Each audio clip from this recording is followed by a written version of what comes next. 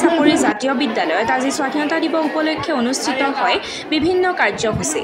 সংখ্যালঘু অঞ্চলৰ অসমীয়া মাধ্যমৰ বিদ্যালয় হিচাপে শিক্ষাৰ পোহৰ বিলাই অহা বিদ্যালয়খনত আজিৰ দিনটোত বিভিন্ন সাংস্কৃতিক অনুষ্ঠানেৰে জীপাল হৈ উঠে বিদ্যালয়ৰ চৌহদ।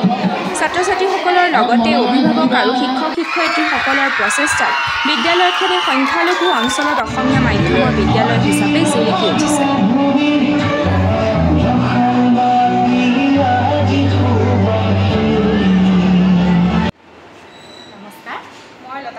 জাতীয় বিদ্যালয়ৰে এগৰাকী সমশিক্ষয়িত্ৰী হয়। পোনপ্ৰথমে মই আজি সমগ্ৰ ভাৰতবৰ্ষত দেশবাসীক ৭৯তম স্বাধীনতা দিৱসৰ শুভেচ্ছা জ্ঞাপন কৰিছোঁ। আজি সমগ্ৰ ভাৰতবৰ্ষতে এই মহান ৰাষ্ট্ৰীয় দিৱসটি উদযাপন কৰিছে আৰু আজিও আমি পিছ পৰি থকা নাই। আমাৰ লতানি চাপৰি জাতীয় বিদ্যালয়ৰ সমূহ পৰিয়ালবৰ্গ তথা ছাত্ৰ ছাত্ৰী লগতে এই অঞ্চলবাসী সকলো লোক ওলাই আহিছে।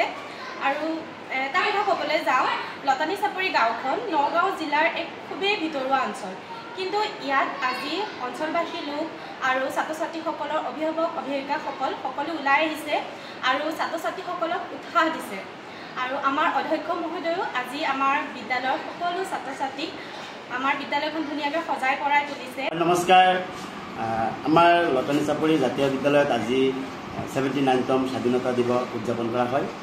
সমগ্ৰ ভাৰতবৰ্ষৰ লগতে আমাৰ বিদ্যালয়তো আজি কিছু সাংস্কৃতিক অনুষ্ঠানৰ আয়োজন কৰা হৈছিল আৰু সেইমতে আমাৰ বিদ্যালয়ৰ যিখিনি কাৰ্যসূচী আছিলে আজি গোটেই দিনজোৰা কাৰ্যসূচী চলিছে।